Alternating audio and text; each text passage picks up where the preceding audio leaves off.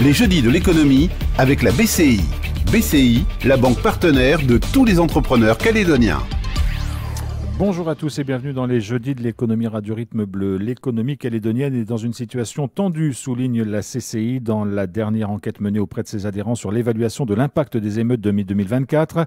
Elle est profondément affectée et confrontée à une absence de perspective, note de son côté l'IEM dans sa note conjoncturelle du dernier trimestre 2024. C'est donc la situation dont nous allons parler dans cette émission avec nos 4 invités. David Guyenne, le président de la CCI, Stéphane Renaud, le directeur de l'Institut Quid-Novi qui a mené l'enquête pour la Chambre de commerce et d'industrie, Fabrice Dufresne, le directeur de l'IOM et Christophe Dautieu, co-gérant de l'entreprise de BTP ACTB. Bonjour à tous les 4. Bonjour. Et merci d'avoir accepté notre invitation. Alors évidemment, on va détailler un petit peu le contenu de ces 2 documents, mais avant cela, David Guyenne, rappelez rapidement, c'est la 2e fois que la CCI réalise cette enquête d'évaluation de l'impact des émeutes. Exactement, et j'ai envie de dire c'est presque la 3e fois, parce que juste après les émeutes, on avait déjà interrogé les chefs d'entreprise pour avoir un petit peu leurs sentiments sur la destruction et surtout leur volonté de reconstruire. On a fait une 2e enquête au mois d'octobre et donc là c'est la 3e enquête. Et juste pour compléter, ces enquêtes elles sont vraiment sur l'anticipation. Donc j'ai envie de dire qu'elles ont un pouvoir prédictif assez intéressant. Et on les complète avec de la présence sur le terrain, des visites d'entreprise pour illustrer, pour avoir des cas concrets et confirmer justement les différents points des enquêtes. Alors, enquête menée par l'Institut Quid-Novi. Stéphane Renaud, sans rentrer vraiment dans le détail, puisqu'on va en reparler après, comment vous avez procédé? Combien de chefs d'entreprise ont été interrogés? Et qu'est-ce qui ressort comme points principaux? Alors, sur cette vague, il y a 564 entreprises qui ont répondu. On en avait 700 la vague précédente, mais là, on avait un petit peu moins de temps pour intervenir. C'est à la fois des entreprises qui sont impactées par les émeutes et des gens qui sont issus du fichier des ressortissants de la CCI, sachant qu'au final, on a un redressement des résultats pour que ce soit représentatif de l'ensemble des ressortissants de la CCI. Mais ça nous permet de faire un focus aussi sur les entreprises impactées. Et quels sont les points principaux qui ressortent de cette enquête ? Alors, je ne vais pas étonner grand monde. C'est l'absence de confiance. Aujourd'hui, on n'a que 17% des chefs d'entreprise qui sont confiants dans l'avenir et 29% qui sont confiants dans la situation de leur entreprise. Donc ça, c'est un marqueur qui est important. Et les raisons associées sont liées à une baisse d'activité, une manque de perspective d'un point de vue institutionnel. Et aussi, on commence à voir à poindre des risques de défaillance client et des retards de paiement. Donc il y a beaucoup de choses. Alors sur la perte de confiance des chefs d'entreprise, l'étude met en avant ce que confirme d'une certaine façon aussi la note conjoncturelle de l'IEM avec le fameux indice du climat des affaires, Fabrice Dufresne, qui est toujours très très mauvais en Nouvelle-Calédonie. Enfin, il remonte un tout petit peu par rapport à ce qu'on a connu en 2024, mais c'est très faible encore. Oui, alors avant tout, nos enquêtes trimestrielles de conjoncture, nous les réalisons depuis 1999. On interroge à peu près 200 entreprises, et notamment pour évaluer et déterminer l'évolution de l'indicateur du climat des affaires.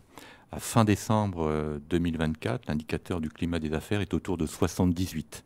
Alors, il remonte très légèrement par rapport au plus bas de 66 à fin juin, mais 66, c'était son niveau le plus bas que la Nouvelle-Calédonie n'avait jamais connu depuis qu'on réalise ce type d'enquête. Premier élément. Et deuxième élément, c'est le niveau le plus bas de l'ensemble des Outre-mer. Alors, c'est vrai qu'on était parti d'un plus bas, il remonte progressivement. Cette progression s'essouffle un petit peu à fin décembre, mais ce qui est important, c'est qu'on n'est même pas encore au niveau de l'indicateur du climat qui était observé au moment de la Covid, qui était de 79. Là, on est à 78. Donc, on est encore très très bas. Christophe Dautieu, vous vous retrouvez dans cette perte de confiance des chefs d'entreprise. Je rappelle que vous êtes co-gérant d'une entreprise de BTP, que c'est particulièrement difficile aujourd'hui dans ce secteur-là. Est-ce que vous avez toujours confiance ou est-ce que vous aussi, vous êtes en perte de confiance ? En tant que chef d'entreprise, on est de toute façon obligé d'avoir confiance à l'avenir pour continuer à exister. Effectivement, au 13 mai, l'entreprise, pour bien positionner, nous étions placés du côté d'MBA derrière le cinéma de Koné, le cinéma d'MBA, entre Colline d'Auteuil et les Palmiers. Nous étions en train de faire 39 logements pour le FSH. Et au 13 mai et 14 mai, nous avons été détruits en totalité, ce qui veut dire que tout ce qui était engin, conteneurs, machines-outils, outillage a été brûlé, saccagé, volé.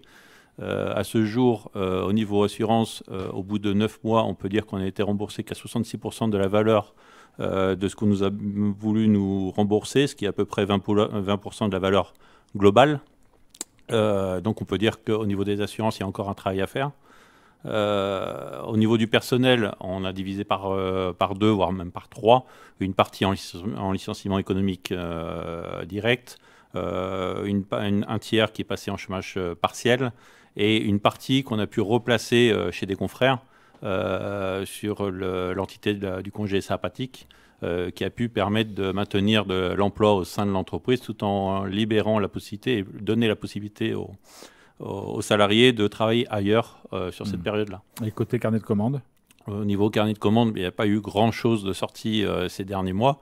Le peu qui sort, beaucoup sont sur le dossier. Aujourd'hui, on peut constater, par exemple, toutes les sociétés qui travaillaient pour les maisons individuelles, hein, les maçons et tout ça, sont passés du côté des appels d'offres courants de ce que pouvait donner la Calédonie. Donc à chaque dossier, on se retrouve à une 50aine d'entreprises qui... Voilà, il faut avoir un petit peu de chance pour décrocher quoi que ce soit. En tout cas, au niveau de carnet, il y a très peu de dossiers. Stéphane Renaud, l'enquête que vous avez menée auprès des adhérents de la CCI, est-ce que cette perte de confiance, ils vous ont un peu expliqué pourquoi finalement ils avaient plus confiance ? Est-ce qu'il y a des éléments précis dans cette perte de confiance ou est-ce que ça reste un sentiment assez diffus ? Alors, ce n'est pas un sentiment diffus, hein. Il le caractérise de manière très précise. Aujourd'hui, le manque de visibilité, le manque de perspective et puis les conséquences également des émeutes du 13 mai sont des marqueurs très importants par rapport à cette perte de confiance. Et je dirais qu'au-delà de la perte de confiance et sans être dans le catastrophisme, on a quand même une partie des chefs d'entreprise qui aujourd'hui ont 50, 55, voire peut-être 60 ans, dont certains ont leurs entreprises qui ont été détruites. Recommencer quand on a 55 ans et qu'on n'a pas de perspective, la question entre... Et qu'il faut se battre aussi avec des assurances, etc. Et on le verra, les assurances sont un vrai souci tel qu'il est exprimé par les chefs d'entreprise. L'enquête va dans le sens de ce qui a été dit précédemment. Les chefs d'entreprise, alors ils ne comprennent pas les délais, ils ne comprennent pas pourquoi ils n'ont peut-être pas de prise en garantie. Notamment, la perte d'exploitation a été un vrai sujet qui a été exprimé. Maintenant, encore une fois, quand vous avez 50-55 ans, qu'il n'y a pas de perspective, finalement, est-ce qu'il ne faut pas mieux aller à la pêche et s'occuper de ses petits-enfants ? La question, elle est posée. David Guyenne. Oui, je voudrais rebondir sur le témoignage de M. Dautieu. Et c'est vraiment l'illustration, en fait, de certaines raisons de la perte de confiance. L'enquête de la CCI a eu 2 autres enseignements, je pense, qui sont importants. D'abord, toutes les entreprises anticipent déjà des difficultés de trésorerie et j'ai même envie de dire que c'est pire que ça, c'est que dans les 6 prochains mois, la moitié des entreprises vont jouer leur survie. Et donc là, on est vraiment dans la valeur ajoutée d'une enquête de la CCI, c'est qu'elle est prédictive et elle met en garde l'ensemble des intervenants calédoniens. Un autre point qui est important, c'est qu'effectivement, le tissu économique n'est plus le même, le marché n'est plus le même et les entreprises voient bien qu'elles vont devoir s'adapter. La destruction du tissu économique, ce que disait un petit peu M. Dautieu, est un autre enseignement fort, majeur de cette enquête, notamment avec 2 types de populations, les entreprises individuelles et le secteur du BTP, puisque dans ces deux typologies d'acteurs économiques, eh bien le mode survie est déjà enclenché pour la moitié d'entre elles. Donc ce tissu économique qui est important pour créer de l'entrepreneuriat, qui est important socialement, qui est important pour des populations d'ailleurs parfois les plus vulnérables, sont les premières à être touchées. Et donc c'est ce qui nous fait craindre ce qu'on appelle un effondrement systémique et économique. Qu'on parle avec des mots justes et précis, tant pis si c'est compliqué. Économiquement parlant, l'année 2025 pourrait être pire que l'année 2024 ? En tout cas, l'année 2025 pour la CCI est un moment de bascule. Ça fait quand même 1 an, 10 mois, et nous les premiers chefs d'entreprise, on est dans un climat de colère, on est dans un climat de faillite, de destruction. Physiquement, même quand on se promène dans la ville, eh bien, on voit des bâtiments qui ne sont pas encore démolis. Donc, on n'a pas changé de phase. Et c'est un petit peu un des messages, c'est comment est-ce qu'on arrive à changer de phase, à changer de braquet pour sortir de cette période de grande détresse et puis essayer d'apporter de la visibilité et de l'espoir. Christophe Dautieu, quand vous entendez David Guyenne parler d'effondrement systémique, de grosses difficultés, vous êtes vous aussi très inquiet, hein, vous l'avez dit, mais vous ne baissez pas les bras non plus. Non, on ne peut pas baisser les bras, on a du personnel, derrière le personnel il y a des familles. Aujourd'hui notre devoir c'est de les maintenir. Aujourd'hui, effectivement, la peur qu'on peut avoir, c'est que jusqu'à maintenant, on a été soutenu par une aide provinciale dans les débuts pour soulager nos salaires sur un mois. On a eu l'aide au FSE, on a eu les reports d'échéance de crédit, on a eu également une saisine sur du cas par cas, mais c'est quelque chose qui a du mal à passer en ce moment parce que c'est assez complexe à monter. Mais tout ça s'arrête, c'est-à-dire que le FSE, par exemple, c'est quelque chose qui a été arrêté assez rapidement et qui malheureusement... Le fonds de soutien de l'État. Tout à fait. C'est un soutien quand même qui est ciblé surtout pour les petites entreprises et quelques moyennes entreprises qui, malheureusement, fait quand même un tissu... Malheureusement, 80% quand même du tissu économique est issu de petites sociétés, d'artisans.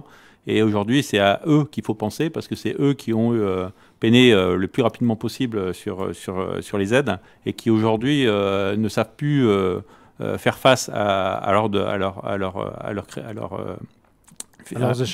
échéances. Et aujourd'hui, c'est là-dessus qu'il faut peut-être trouver un tremplin pour leur trouver on va dire une continuité à ce FSE ou un outil complémentaire qui pourrait les aider. Ça, c'est intéressant parce que ça fait partie de l'enquête que vous avez menée, l'Institut Queen Novi, notamment sur le chiffre d'affaires réalisé par les entreprises et l'évolution de ce chiffre d'affaires, Stéphane Renaud. Oui, je rajouterais deux choses. C'est que dans les petites entreprises qui sont particulièrement touchées, puisque 43% de ceux qui n'ont pas de salariés, qui sont donc des indépendants, indiquent qu'ils n'ont quasiment plus d'activité, la question est de savoir, est-ce que toutes ces personnes ont bénéficié des aides du FSE? Est-ce qu'elles avaient eu la capacité, la possibilité de faire les démarches? J'en suis pas certain et d'autres études qu'on a menées prouvent a priori le contraire. Et on a quand même un tiers des entreprises qui nous disent qu'elles ne couvrent pas leurs charges, 50% dans le secteur du BTP. Demain, si effectivement les mesures de soutien s'arrêtaient, dans une économie qui est à l'arrêt, il ne faut pas oublier que la Nouvelle-Calédonie, c'est une petite économie. Elle n'a pas d'effet d'entraînement. Une économie de seuil, c'est 1,6 million de personnes. Aujourd'hui, tout a été cassé, dont acte. Mais ça repart comment? Et ça ne va pas repartir en claquant des doigts. Et c'est bien ça le problème aujourd'hui. Le risque de 2025, on ne peut pas prédire, on n'a pas de boule de cristal, on ne va pas dire ça va évoluer dans un sens ou dans l'autre, parce que heureusement la Calédonie a la capacité de rebondir.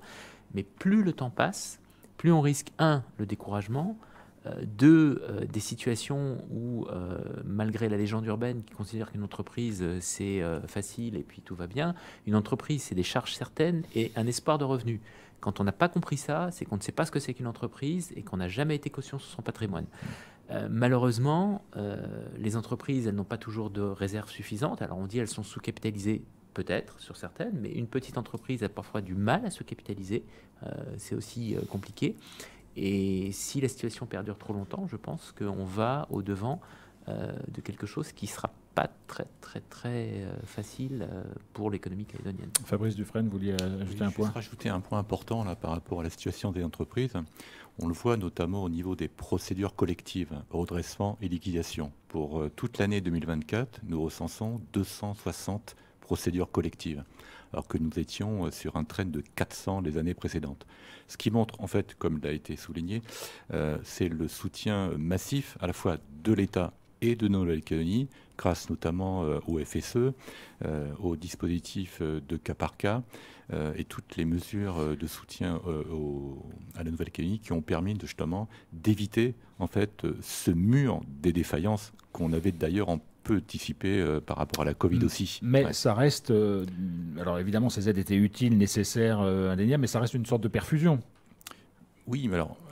perfusion, oui, mais dans une crise aiguë, profonde, un peu plus élevée que celle que l'on a connue pendant la Covid, ça permet en fait de soutenir la situation des entreprises. Et dernier élément, c'est tout le dispositif de chômage partiel, le dispositif de chômage commun aussi.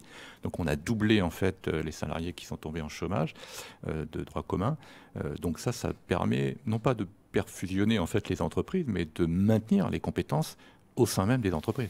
Ça, c'est une question très, très importante sur laquelle les acteurs économiques reviennent souvent. David Guyenne, comment ne pas perdre dans cette situation les compétences qui existent au sein des entreprises, et on en parlera aussi avec Christophe Dethieu. J'imagine quand on se sépare d'une partie de son personnel sous la contrainte, notamment avec des régimes de chômage partiel, etc., on se pose des questions quasiment insolubles, Christophe Dethieu, pour savoir comment on va gérer ça pour ne pas perdre la compétence de l'entreprise. C'est tout le problématique, c'est qu'une entreprise sans compétence n'a plus de raison d'être.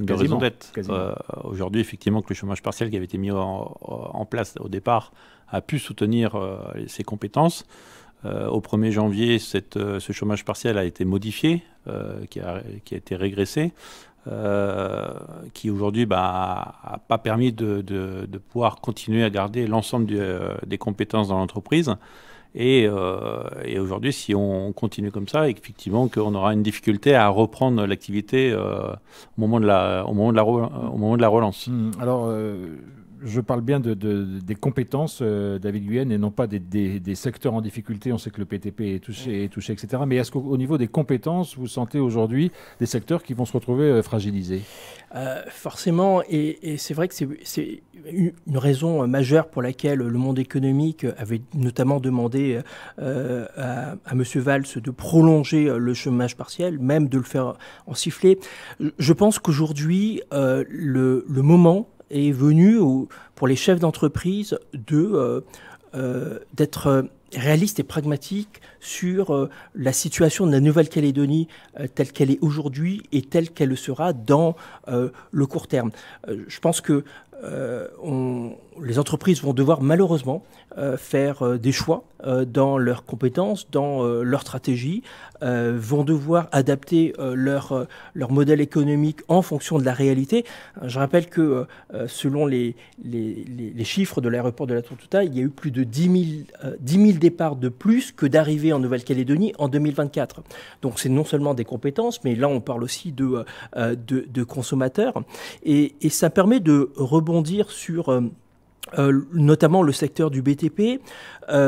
On est quand même dans une situation assez paradoxale où un secteur qui va être clé dans la reconstruction de la Nouvelle-Calédonie aujourd'hui est en grande difficulté et ne sait pas si elle doit réduire la voilure, fermer, se mettre en sauvegarde, se mettre en procédure collective ou garder ses compétences. Et un chiffre assez fort de l'enquête de la CCI, aujourd'hui, 15% seulement des entreprises sont certaines de reconstruire. Donc elles étaient 28% au mois d'octobre. Et la toute première enquête, je me souviens, juste après les émeutes, les chefs d'entreprise étaient très remontés et très, très résilients. Ils disaient non, moi je suis à plus de 70%, je vais reconstruire. Et on voit bien la dégringolade de cet indicateur et donc il faut vite agir. Vous confirmez, Stéphane Renaud ? Oui, en fait, aujourd'hui, très clairement, face à des incertitudes économiques, des incertitudes en termes d'assurance, je connais certains de mes clients qui ont des écarts entre l'évaluation des biens détruits et les assurances de plusieurs milliards. Donc à un moment donné, l'argent il ne s'invente pas, il va bien falloir aller le chercher. Si vous n'avez pas de perspective, investir pour faire de la perte, il n'y a pas d'intérêt.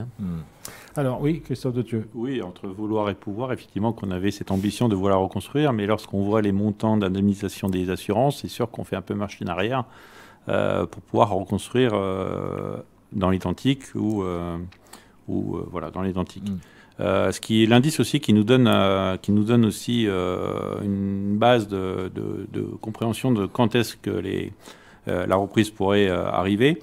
Nous, on ne la voit pas avant 2026. Pourquoi ? Parce qu'aujourd'hui, ce qui nous donne une vision à plus tard, c'est les dossiers que peuvent avoir les architectes et les bureaux d'études dans leur dossier. Et aujourd'hui, ils n'ont rien. Ils n'ont rien et on sait qu'un dossier, c'est au minima 6 mois. Donc on sait que si on rajoute ces 6 mois aujourd'hui, ce n'est pas avant deuxième semestre. Et le temps que les dossiers passent en appel d'offres, ce n'est pas avant janvier 2026. Donc la question que vous vous posez aujourd'hui, c'est est-ce que je peux tenir un an ? Exactement, c'est un peu la question de tout le monde. C'est aujourd'hui, la mission, c'est de tenir sans rien pendant un an. Voilà. Alors oui, Stéphane Renaud. J'ajouterais juste une chose, c'est que si vous intégrez le besoin en fonds de roulement d'une entreprise, même si vous êtes capitalisé et que vous avez vraiment mis de l'argent de côté, généralement, il vous faut 3 à 4 mois pour tout cramer. Donc vous prenez ce qui s'est passé au mois de mai, heureusement qu'il y a eu des aides parce qu'on a évité, je pense, effectivement un crash intégral, mais la plupart des entreprises ont brûlé la majorité du cash qu'elles pouvaient avoir de côté. Si vous n'avez pas de perspective derrière, vous ne le reconstituez pas, c'est compliqué. Alors cette situation économique très dégradée et compliquée, et c'est bien souligné dans la note de conjoncture de l'IOM, a des effets en cascade. Fabrice Dufresne, il faut quand même en parler rapidement. Ça a des conséquences évidemment sur l'emploi. Ça a des conséquences sur la consommation des Calédoniens. Tout ça, les indicateurs restent compliqués. Hein. Oui, c'est le constat très défavorable qu'on peut faire sur notamment l'emploi.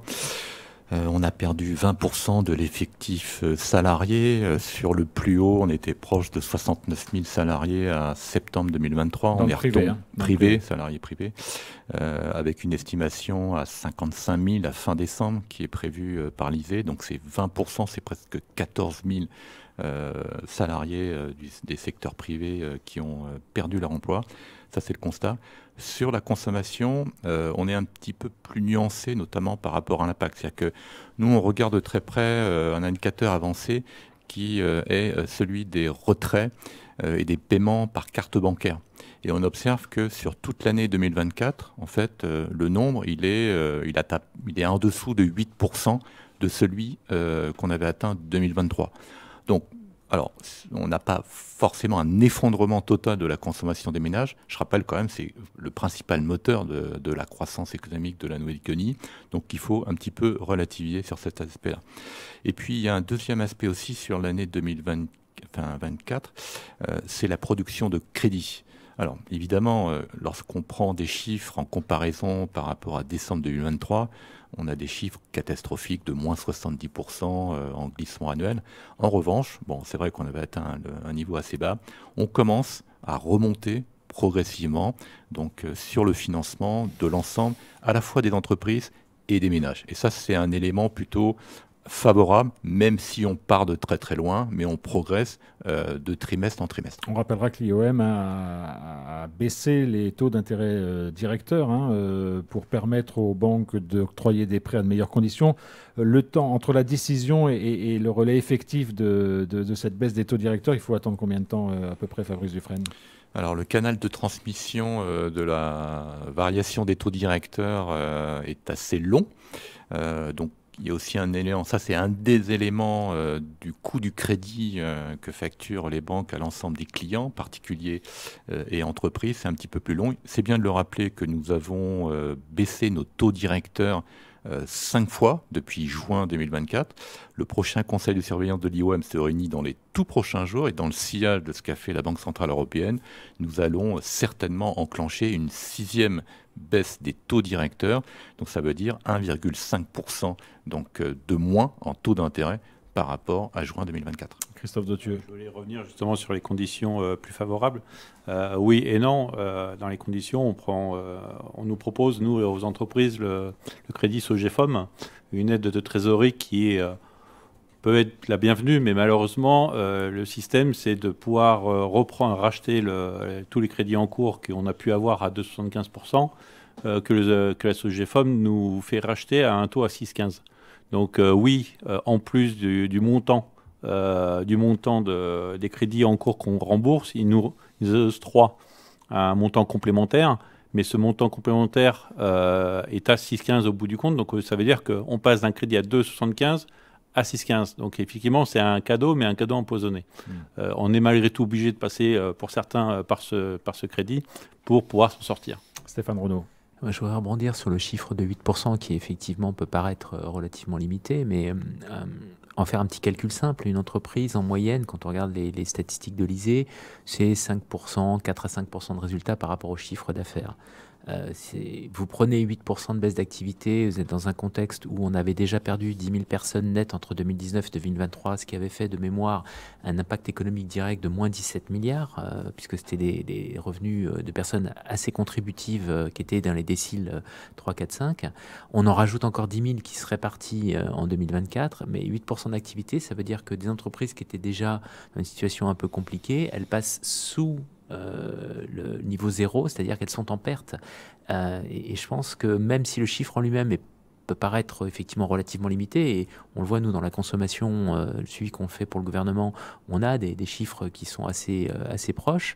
L'impact pour certaines entreprises, il est plus que proportionnel. Et le fait que les foyers contributifs soient partis, ça veut dire qu'il y a moins de besoin de coiffeurs, moins de besoin de services à la personne. Et c'est tout le tissu économique qui, finalement, au fur et à mesure, risque de se déliter. Donc, au-delà de ce chiffre, je pense qu'on a un effet boule de neige progressif dont il faut prendre conscience, parce que l'économie peut repartir assez vite. La Calédonie a montré sa capacité à rebondir.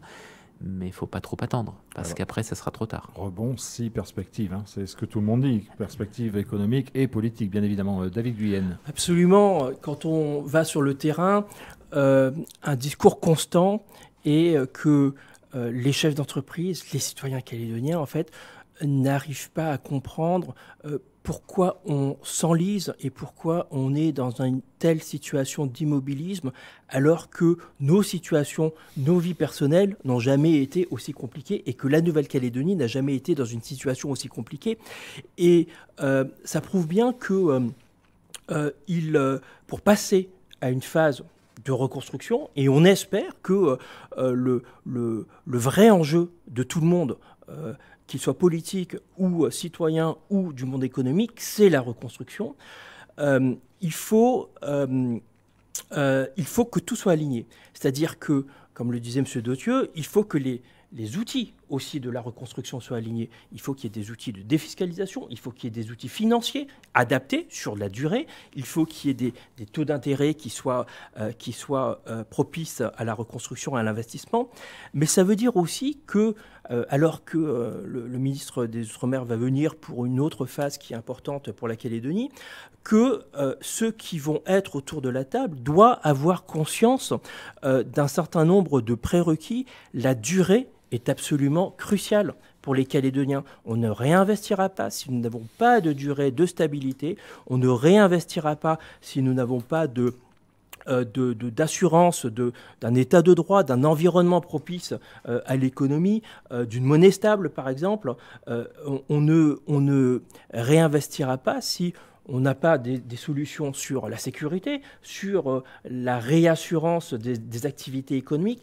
Donc, on a tous envie de croire à la reconstruction, on se bat tous pour essayer de mettre en place ces outils et ces conditions, mais chacun, dans son couloir de nage, doit y participer. Un mot, parce qu'on ne l'évoque pas assez souvent, peut-être avec vous, Fabrice Dufresne, c'est la fameuse balance commerciale. La balance commerciale, c'est-à-dire la différence entre les exportations et les importations. On peut dire que les émeutes de l'an dernier ont bouleversé le rapport. Aujourd'hui, on peut dire ça comme ça. Tout à fait, la balance commerciale s'est dégradée. Alors, il faut faire attention, c'est sur l'année 2023. Nous a fait un long travail de collecte, et de traitement et d'analyse des données. Donc celle qu'on a sortie il y a quelques jours, c'est la balance des paiements 2023. Bon, ceci dit, on était déjà en situation en fait de difficulté économique avec la crise du nickel. Ce qui ressort en fait de cette étude, c'est une dégradation de la balance commerciale. Donc avec moins d'exportation et moins d'importation, mais beaucoup moins d'export que d'import. Donc elle se dégrade de fait. Alors la note de la tendance conjoncturelle de l'IEM, l'enquête de la CCI sont disponibles, j'imagine, sur vos sites respectifs. Donc on peut y renvoyer les auditeurs qui nous écoutent. Avant de terminer, j'aimerais que ce ne soit pas de la méthode Coué, mais quand même se dire, est-ce qu'il y a des signaux qui montrent des choses positives, ou est-ce qu'on est vraiment dans un trou qui va nous entraîner de plus en plus vers le fond, sans peut-être avoir un optimisme exagéré, mais quand même, est-ce qu'il y a des points ou des signaux, Christophe Dothieu, qui vous font dire que tout n'est pas encore perdu? Non, tout n'est pas perdu. On peut voir un certain nombre d'entreprises aujourd'hui d'aller un petit peu s'ouvrir au marché extérieur. C'était aussi une soupape, en tout cas un élément d'ouverture pour aller voir un petit peu ailleurs, trouver un peu de travail, le temps que la Calédonie se relève. Il existe un cluster NCTI à l'export, rallié à la CCI.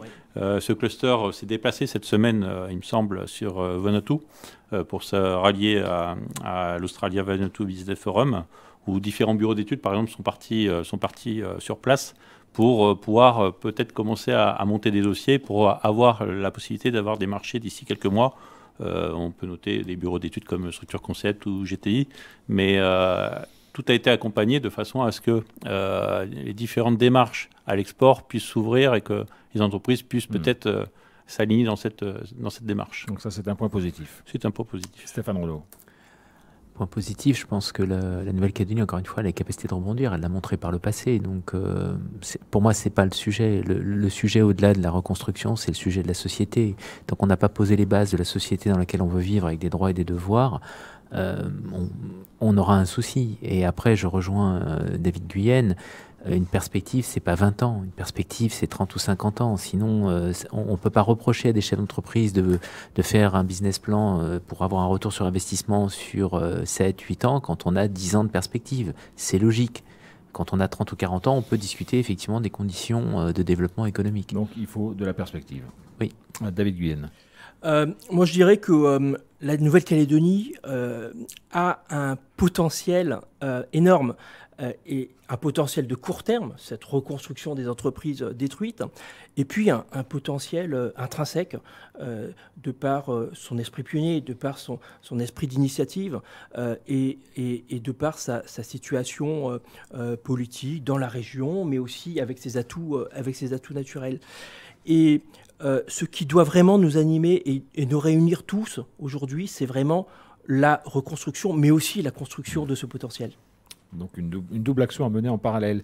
Comment ne pas désespérer, Fabrice Dufresne, pour terminer ? Comme dans le passé, la Nouvelle-Calédonie a montré une forte capacité de résilience. On l'a bien vu au travers de l'ensemble des crises. Peut-être un peu plus prononcée en dehors de la crise du mois de mai 2024 par rapport à d'autres collectivités d'outre-mer. Donc ça, c'est un point positif. Donc il y a des compétences qui sont encore au sein des entreprises.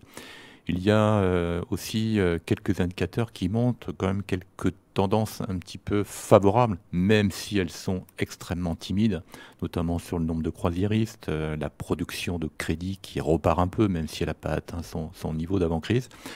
Et puis aussi, il y a des conditions d'intérêt, enfin de conditions débitrices de taux d'intérêt qui sont plutôt extrêmement favorables. Donc il faut saisir cet environnement assez favorable et de manière opportune. Christophe Detieux. Une petite chose, surtout ne pas oublier dans les négociations qu'on va pouvoir avoir dans les prochains jours ou prochains mois, d'intégrer la jeunesse calédonienne au sein des discussions. C'est, je pense, encore un petit oubli dans les dernières visites, d'intégrer la réflexion et d'écouter ce que les jeunes veulent nous dire pour essayer de construire quelque chose tous ensemble. Voilà, c'est le message passe. Merci beaucoup en tout cas à tous les quatre d'avoir participé à ces jeudis de l'économie Radio Rythme Bleu.